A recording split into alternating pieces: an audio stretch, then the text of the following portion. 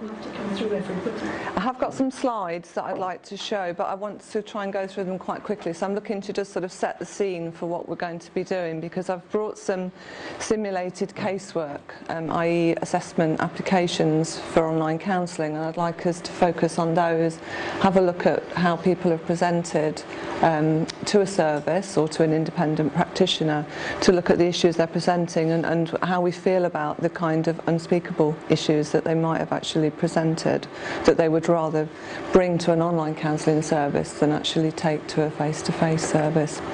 I also need to say that we are being recorded.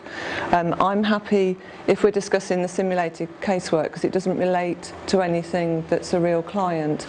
But if you feel that as part of the discussion you'd like to talk about your own assessment processes and client issues that may have been presented, then I would consider that quite sensitive. So John's agreed that we can cut it off after the PowerPoint presentations, and then not he'll edit out whatever discussions that we have.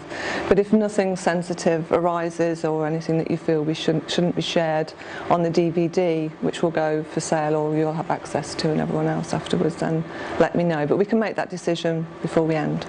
Okay. So I'll quickly just run through.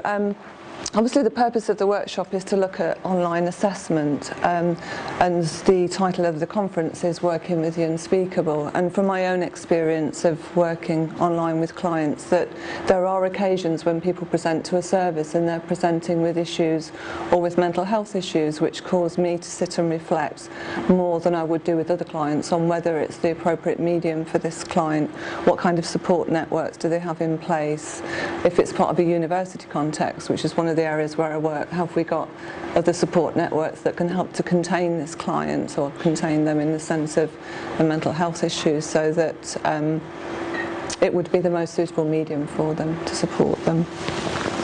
So I'll quickly skip through.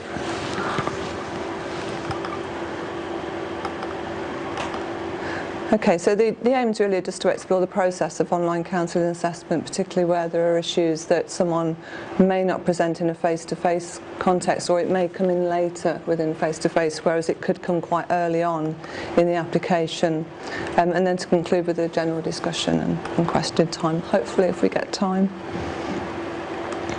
Okay, so potential difficulties with online counselling and assessment. These are just some ideas that I put together. I mean, clearly because of the absence of visual and auditory cues when you're assessing online, I mean, very different to face-to-face, so that's limiting the potential that you might have to be able to pick everything out in an assessment.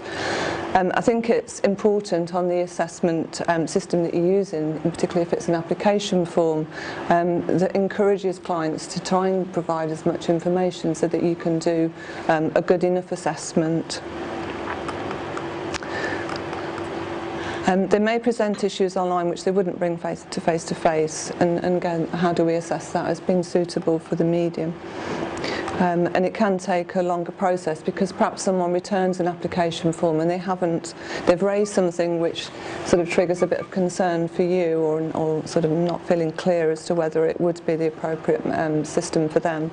So you might have to go back and ask a few more questions before you can actually begin the online counselling process. So for me it feels that it can be a longer process at times. But then in face-to-face sometimes, you know, I would invite clients to come back to continue with an assessment. But I guess for me it's important to make the client aware that we need to continue through an assessment process for a while.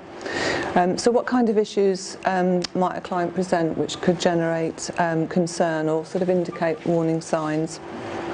I think this will vary to some extent with services, the context of where you're working, what support networks you have within your organisation, or if you're working as a lone practitioner, and again what support networks the client has, either within an organisational context or if they're supported within the community by other mental health support.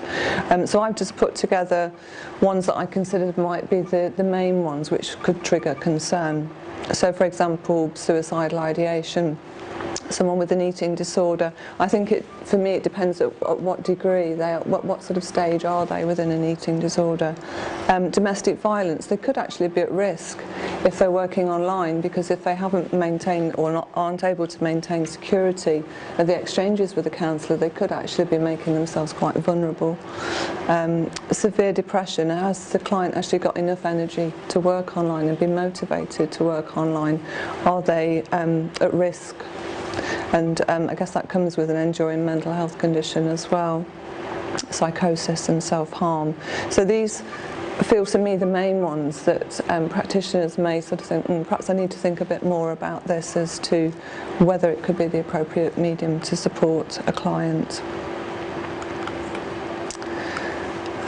So again, I've sort of taken those headings and just put some points at the side of that. So suicide ideation, what degree of suicidal ideation would be acceptable? That we could work with a client on that basis. In the sense of domestic violence, what if the client is currently in that situation? And again, it could increase their risk.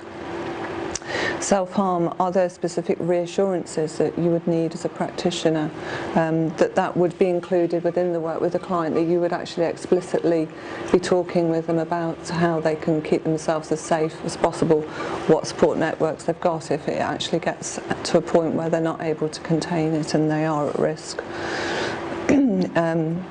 With an eating disorder, how would I know if the client was at acute risk? It might be that you encourage the client to discuss weight and height, so you can do some sort of BMI sort of scale with them to just get an assessment, because again, you haven't got the visual cues.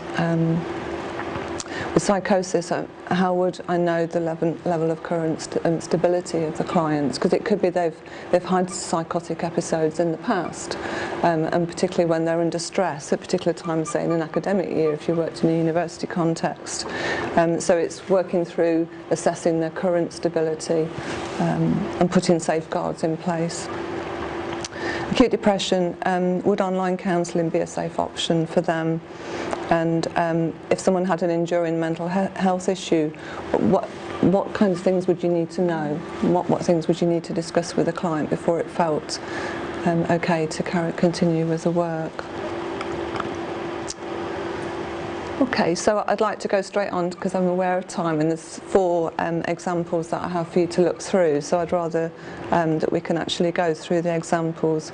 So just if you want to bear these sort of questions in mind for when we have a discussion, and for when so I'm going to ask you to probably work in 3s, and it might be a 4, or it might be 2.